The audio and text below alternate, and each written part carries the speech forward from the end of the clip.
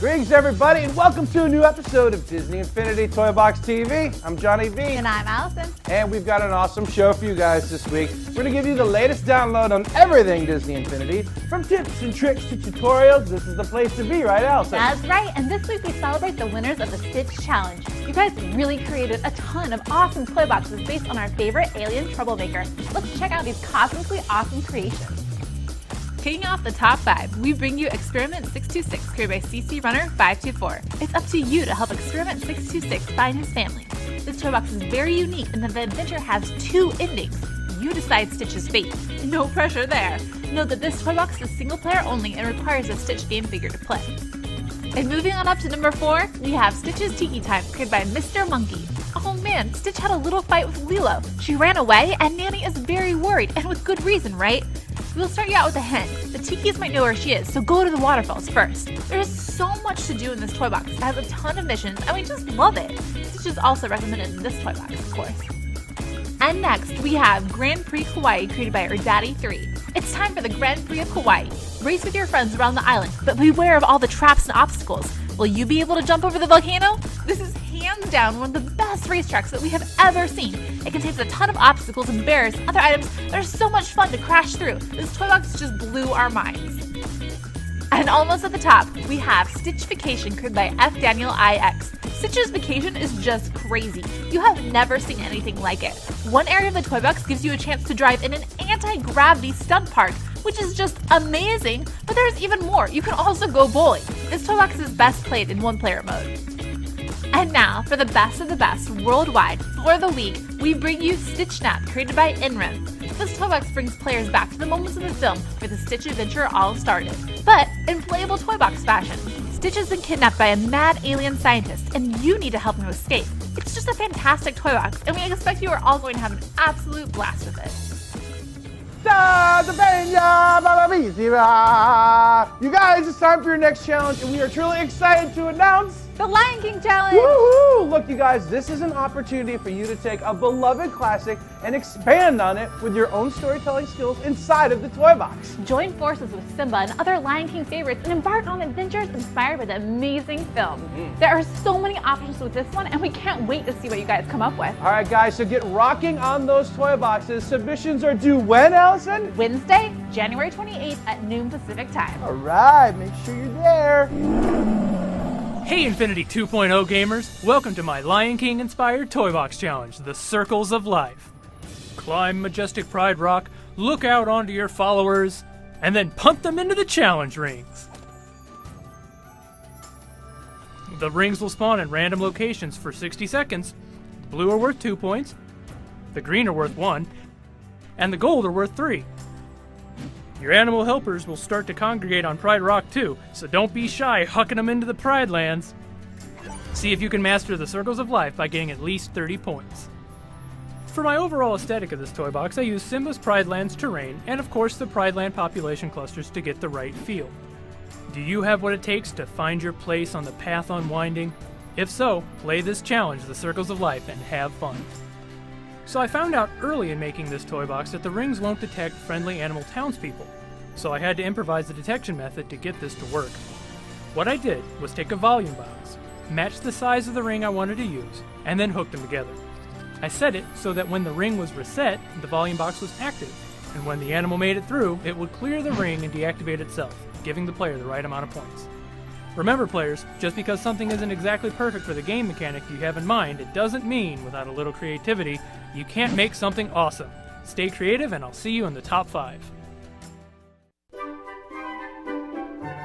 Okay guys, so as you know, in 2015 we added some new segments to Disney Infinity Toy Box TV, including one of our new favorites, Community Talks. Last time we asked you guys who would be your favorite character to team up with Stitch, and you guys had some awesome answers. Let's take a look.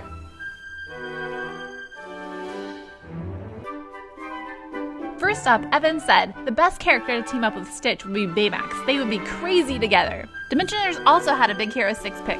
He said Hero because he's a genius at science and he and Stitch can make an awesome power move. I would love to see that.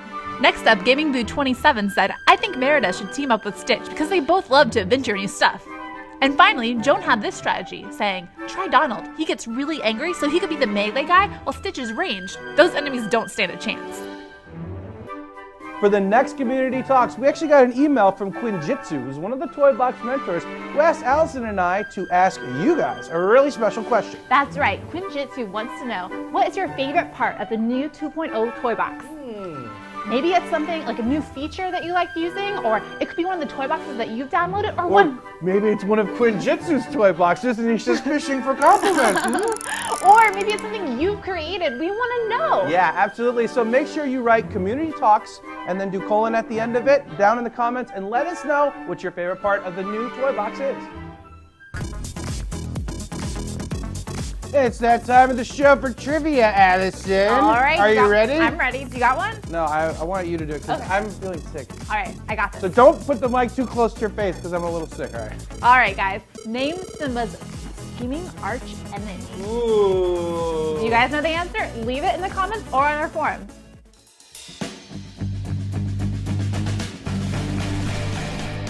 Howdy, this is Tyler Ty Force Cole from the Toy Box Community Mentor Team, and this is the Toy Box 2.0 Edge.